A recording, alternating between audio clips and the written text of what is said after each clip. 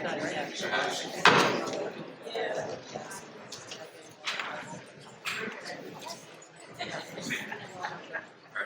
right. All right, again, we always start with the easy one. 30 seconds, give us your opening pitch. Who are you and why you're running? Sure. Well, first of all, just thank you very much for having me here today. Shortly after I was elected to Congress, I got the opportunity to speak to a factory in my district, and they said, come down to the factory floor and give a talk to everyone. And I launched right into this thing about how great they are for advanced manufacturing, doing jobs that are really important right here in Massachusetts. And then I said, look, I'll take any questions you want. There was just silence. I said, really, no, I'll answer anything you want. You can ask tough questions, there's no press here. Total silence. And then finally, a woman in the back raised her hand, and she said, who are you? So, for those of you who don't know, I'm Seth Moulton.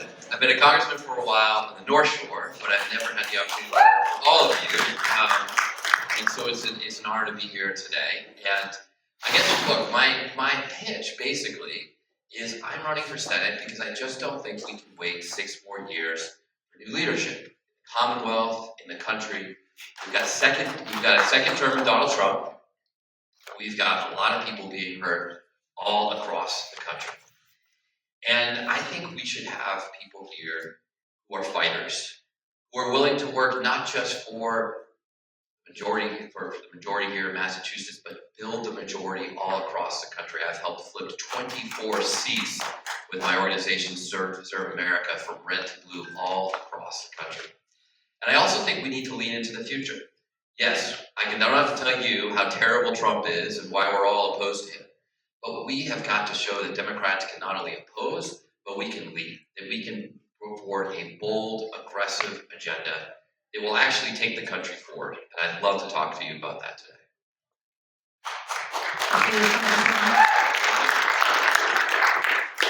Is that what you wanted, or do you want longer? No, that's perfect. Okay, yes. okay. We have many more questions we want to hear from you. So do you consider yourself progressive? And if so, how do you define progressive? I do consider myself progressive, and I put forward a lot of progressive policies, like the most aggressive, progressive affordability agenda of any elected leader in Massachusetts today, that just firmly plants the flag in the ground. It says that 3 basic things: housing, healthcare, and education are just human rights. They're human rights, it's not negotiable, and those should be our 3 for 30 in response to Republicans' Project 2025. And we can go through all the things that make that possible, like banning private equity from buying private homes, like building a fast regional rail network all around Massachusetts to make it faster than driving to get all around the state. Like moving east-west rail the way the rest of the world does it to high-speed rail standards so that you can get from Springfield to Boston in 40 minutes. You can do that in Morocco, folks. There's no reason why we shouldn't do it in Massachusetts. There's too much old thinking on this stuff. Like the current east-west rail proposal is 70 miles an hour. It's to 1930 standards. No one's going to ride it, and it's not going to take people out of their cars. It's not going to build walkable communities, and it's not going to open up the 6 to 10 times affordable housing that exists today just by making it faster to get around Massachusetts than having to use your car. So those are some of the things that I think we need to put forward. And the bottom line is, progressive doesn't work. It's not progressive if you don't have progress. You got to actually make progress. You got to do things that are going to make a difference in people's lives. And sometimes it's hard to do that. You know, a few years back in the first Trump administration, I decided to share my story of dealing with post-traumatic stress after coming back from Iraq. And I actually became the first sitting member of Congress to talk about my struggles with mental health. I'm very proud that there are several other members of Congress who have done that thing. Just want to talk about that, I wanted to release a mental health agenda. And the first thing on that agenda was passing a 3-digit national hotline so that no matter where you are, no matter what phone you've got, no matter if it's the middle of the night, you or a loved one is having a mental health crisis, everyone knows dial 988. And it was a difficult law to get passed. I had to find a Republican We were in the minority. We had Trump sitting in the White House. And yet, after a year and a half of debates about how it would be funded, how it would be managed, how it would be staffed, even just what number we would use, got that passed. Calls to 988 went up 50%. So 50% more Americans immediately started getting help in a crisis.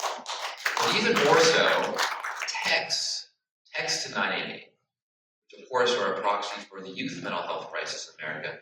Text went up 1,450%. And the estimates are that 90 to 95% of calls or texts actually result in a life-saving intervention. So we're literally saving thousands of lives a month just with this service.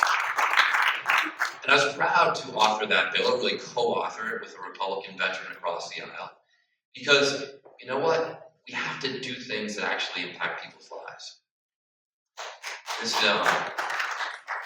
I was asked by a middle school group on the Capitol steps. You know, all the school groups come to Washington, and they want you to talk to them on the Capitol steps and get a picture. There's a group of middle schoolers who came to visit. One of these kids says, "Well, what do you do up there that matters to me?" I was like, "That's a fair question. You know, Congress seems pretty broken. We're not really doing much. What matters to me?" So I told them the story about 988. And many of them have this posted, around their schools now. And I shared the same statistics that I just shared with you. Middle schoolers don't know statistics. It was like the least successful speech I have ever given in my life. I mean, these kids were just like totally unimpressed. But after they got their picture, a woman from another school group came up to me and said, "I'm really sorry to interrupt, sir, but I just want you to know that your law saved my daughter's life." And then she introduced me to her 13-year-old daughter. That's progress. That's progressive against Republicans who refuse repeatedly to fund mental health. It's getting things done that matter in people's lives. Thank you. So so you actually touched on it for really much, so I'm going to skip that one.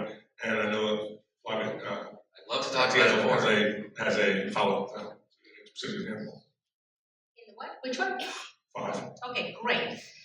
So, so central to any discussion of affordability is universal childcare, especially in a mixed delivery model that can achieve flexibility and cultural competence.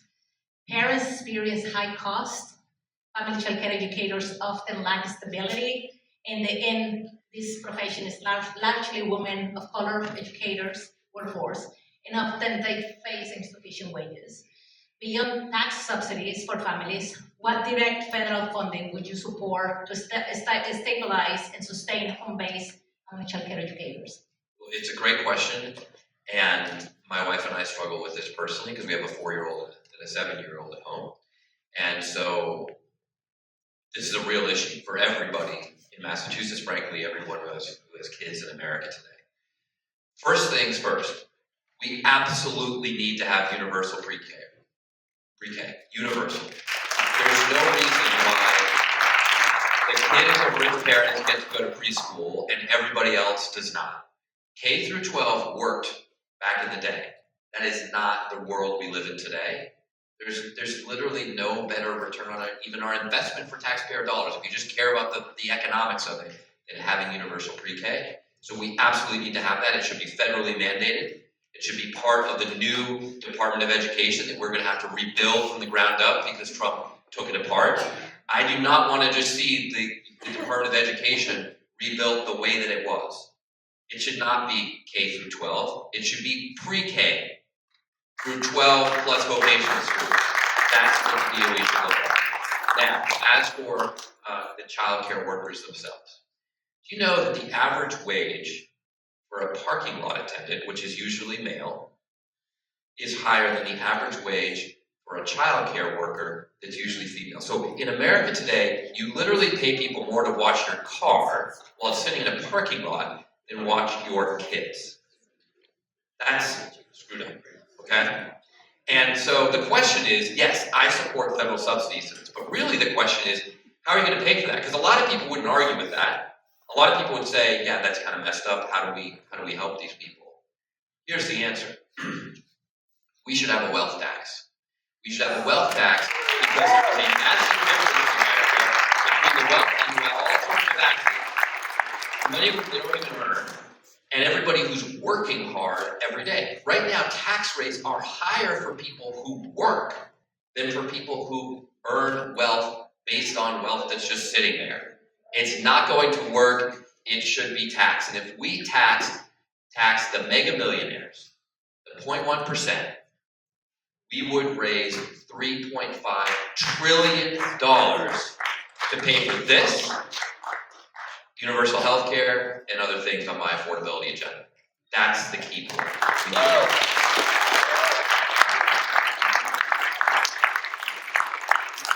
That's before which I get to ask you a quick question now.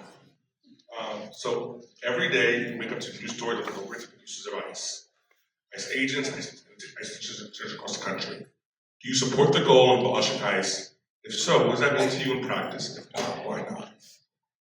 I support the goal. I'm so proud that Senator Markey has followed me and now supports that as well.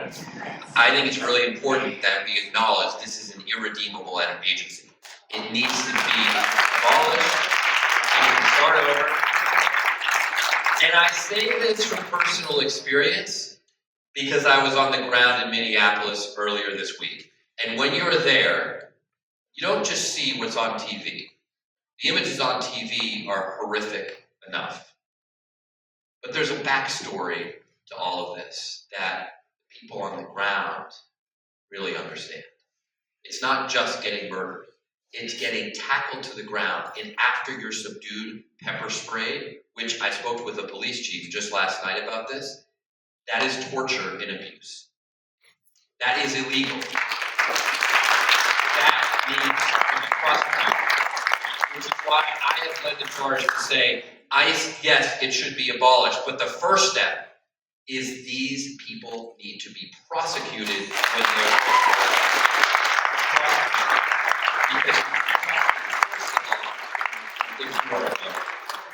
But here's the other problem that we have. How many people are opposed to Trump's immigration enforcement? Easy question, right? How many people can describe Democrats' immigration policy? That's a big problem, folks. This was the #1 issue in the last election, whether we like it or not. And so we need to actually stand for something, not just against it. Here's my immigration policy, and it starts with the thing I just said. #1, prosecute ICE.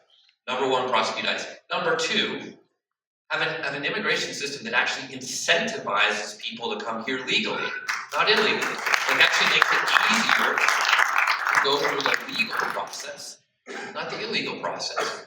And then #3, we obviously need a pathway to citizenship. For all the people who are here, the people like Marcelo, who you all know, who at 18 years old was arrested and told he violated an immigration order when he was 6.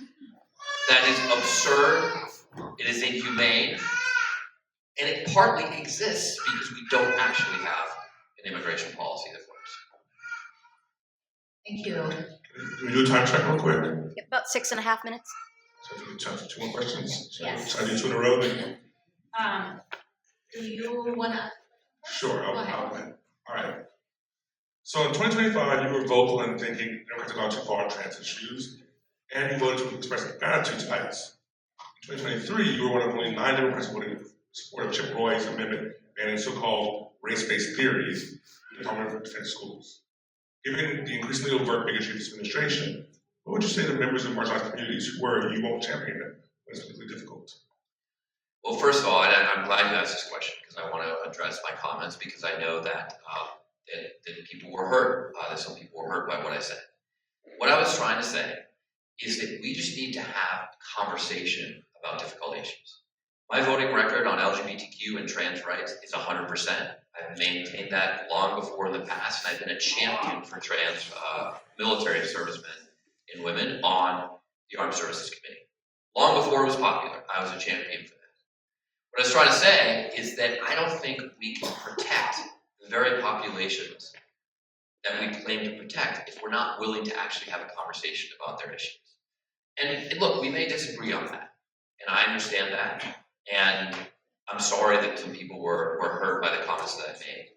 I also heard from a lot of members of the LGBTQ community, including both co-chairs of the Equality Caucus in Congress, that they agree we need to have this conversation. Thank you for starting the conversation. So I don't know exactly what the answer is on this. I'm just saying that, like immigration, and by the way, in the same interview I talked about immigration in the same vein, we need to be willing, as Democrats, to actually take on these issues, because otherwise, the only ones who will set the agenda are the Republicans. And their agenda will be hateful across the board. That's exactly what's happened in this Congress. They have put forward bill after bill that attacks trans people in America. I've voted against every one, but the point I'm trying to make is we have not had a legislative response. And I don't think that serves the communities that we want to protect. Now, with regards to the other bill you mentioned, I did not vote to praise ICE. I voted to condemn a domestic terrorist attack in Washington, D.C. It had one phrase that some people have interpreted as supporting ICE. Look, my record on ICE is very clear, and it's been clear for a very long time. But I just don't think that you should vote against something that you fundamentally agree with just because you find one phrase, not even an entire sentence, that you object to. I don't think that's the right way to judge legislation, because guess what? Nothing is perfect. Like, how many of you have bought an album once? I mean, I know buying an album is a little bit old for some people these days, but you bought an album, you're so excited about it, you love this artist, and then halfway through you get to one song that you really don't like. It's something you throw out the album just because one song you really don't like. Did that answer your question? Did you say Nicki Minaj? I'm sorry. Sorry, I just want to, the last piece of that was, Did I miss one? yeah, your vote for the Chip Roy amendment. Oh, this is the only time I think in my life I've ever voted for something that Chip Roy has put forward. But voting against it was unconstitutional, because we believe in a country where free speech is allowed. This administration believes that if you say something you disagree with, you should be kicked out. And this amendment was about free speech in DoD schools. I didn't like the context. I didn't like the specific language, but I believe that you should uphold the Constitution, and that's why I voted for it. Congressman, finally, all of you are here seeking endorsements, and especially our endorsement. How do you make your own decisions on whom and whether to endorse? How do I make my own decisions? That's a great question. So I mentioned this organization I started called Serve America. And Serve America is the only, everyone's got their political organization in Congress, but very few are dedicated to actually flipping seats all across America. But the model for Serve America is we recruit, mentor, and support national service veterans. So they're everywhere from Marine Corps veterans to City Year veterans, AmeriCorps veterans to Coast Guard veterans. They're people who've done something to serve the country in the past, with the idea that maybe they'll bring a little bit of that service ethic, servant leadership, self-sacrifice to a job in Washington when Congress desperately needs that kind of leadership. And as a result of taking on a 9-term incumbent in my home district, and taking a seat that used to take millions of dollars of National Party money every single year just to hold on to, the National Party used to spend millions of dollars holding on to my predecessor's seat. We instead have turned that district into a powerhouse that helps win seats all across America. And the last time that we were in this same political situation, with Trump in the White House and Republicans controlling the House and the Senate in 2018, half the seats that Democrats flipped in the entire country to take back the House were Serve America candidates. And they included people like Mikey Sherrill and Abigail Spanberger, who are now governors. I introduced them to each other on the campaign trail as we campaigned all across America. And flipping those seats was absolutely critical to be able to put a check on the first Trump administration. Now, when I am endorsing these candidates, it turns out I don't agree with them on every issue. I endorse people who I believe are principled leaders for our country.